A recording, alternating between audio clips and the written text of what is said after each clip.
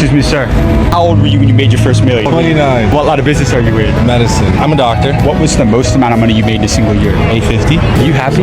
Fuck yeah. Where does your happiness come from? Wealth. Is it the money? Money does buy happiness. Money for sure buys happiness. I will be the first one to tell you that. Just to live on this earth costs money. I don't know how you could be happy without it. So what's the best piece of financial advice that you ever received? Buy the dip. Buy the dip. Buy the dip. Do you have people that doubted you in the business world? Yeah, teachers. Teachers doubted. What did they tell you? I wasn't going to get this far. Why did you not listen to them? Did that Fuck them though. To be honest, I knew my potential. I knew what I was able to do. Were you ever afraid of competition? I'm a very big competitor. I always try to be the best. How did you stand out from competition? I put in the hours. People are going to sleep. You're still up. You're still doing what you got to do. How many hours a day do you work? Oh, when I was a resident, 12, 16 hours a day, sometimes 24s. When you died tomorrow and you had one last message to leave with the younger generation, what would that be? Be hungry every single day. Shit's going to suck for a while, a couple years, maybe even longer. It's going to pay off. Excuse me, sir.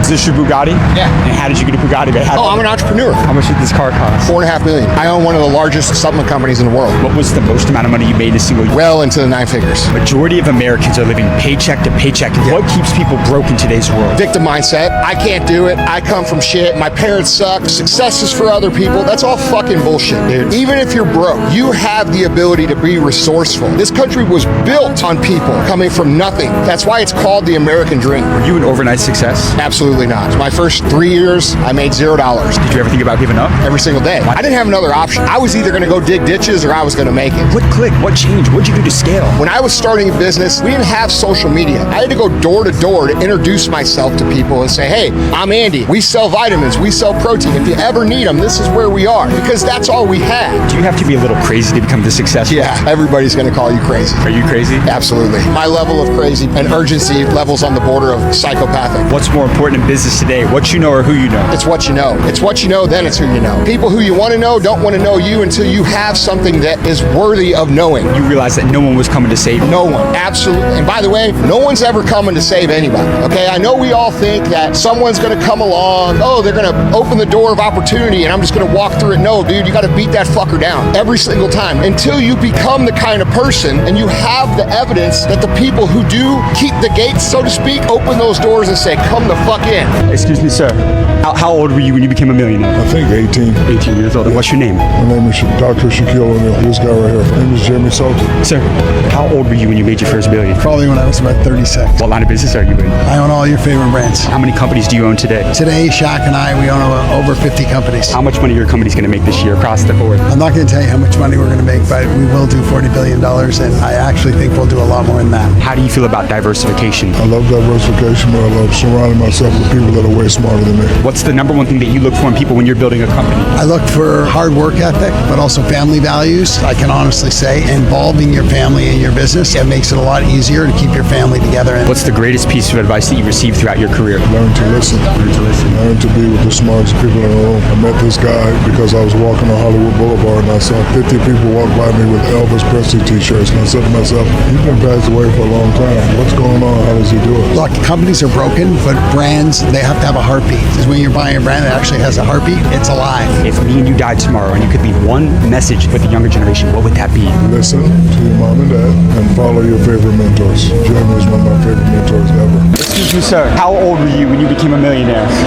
28. And what line of business are you in? I invented the game Pictionary. What was the most amount of money you made in a single year? Sold the company for $29 million. Made a few more in royalties before that. What's the one thing people need to know before they sell a business? Be prepared to walk away. Did you have a lowball offer before that? We had a different offer. It wasn't even the money that I walked away from. Is they wanted control. They said, we're going to change it all. I said, F you. How old are you now? 68. How do you look so sharp and so young at 60? I stay in motion. Physically, mentally, spiritually, socially. I don't slow down. Are you a good salesman? Oh yeah, you gotta sell. Give me your secret to sales. Doesn't matter if they say yes or no, just keep selling. You sold the company in what year? 2001. Did you build any businesses after that? You know, that's always the question I get. I made a choice. Everybody wants to be a serial entrepreneur. Everybody wants to go and do the next thing. I decided what to me was important was raising my children, and that's what I did. I got to raise my kids, and guess what? The best thing I ever did. That's my legacy. Not Pictionary, that period. Who am I here with today? Offset. And how did you make your millions? is for the people that don't know? Music. When people said my shit sucked, I worked harder to make it better. And what was the most amount of money you made in a single year?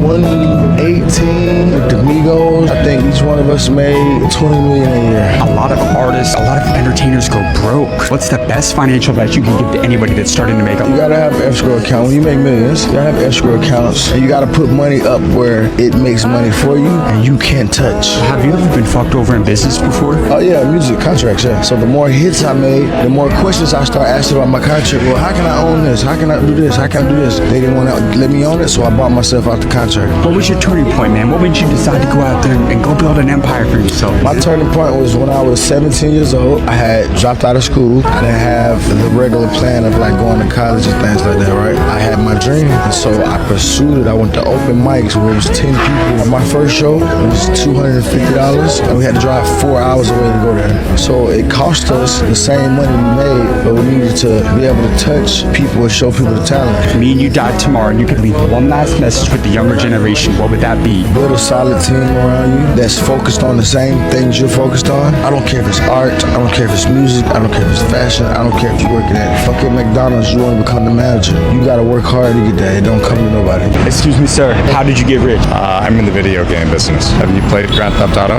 GTA? Of course. Okay, do you like it? I love GTA. Good. Is that your company? That's one of our games. How many copies have you sold? 230 million. When is GTA 6 coming out, man? The people November 19th. Why did it take so long? The team at Rockstar really does seek to do something that's never been done before. That's really hard and it takes a long time. What was the most amount of money you made in a single year? Revenue last year was about 6.7 billion. This year it's expected to be a little over 8 billion. So you're the video game mogul. And I've been at it for 19 years and I'm still at it. But I'm going to challenge you. I want you to give me one lesson about business right here that is not taught in a Harvard Business School. Never compromise your integrity. It's the only thing you have. So you have to keep your word in business. Unquestionably. I have flaws. There was a time I acted in a way that wasn't consistent with my views about integrity in business. It hurt me really badly and I learned a powerful lesson. Never do that. When you approach business, do you have a very long-term view? I think everyone's looking for an overnight success. My experience is the only overnight successes are someone else's. Everything worth doing is hard and takes a long time. If me and you died tomorrow and you had one more message to leave with the younger generation, what would that be? Think about what you truly want in life. Truly want. Not what someone wants for you, and then go for it. So do you think people should chase their passion, or is that often not great advice? I think it's terrible advice half the time. People should chase the intersection of what they're good at and what they like to do, with emphasis on what you're good at. Do that thing, the world will probably open up to you.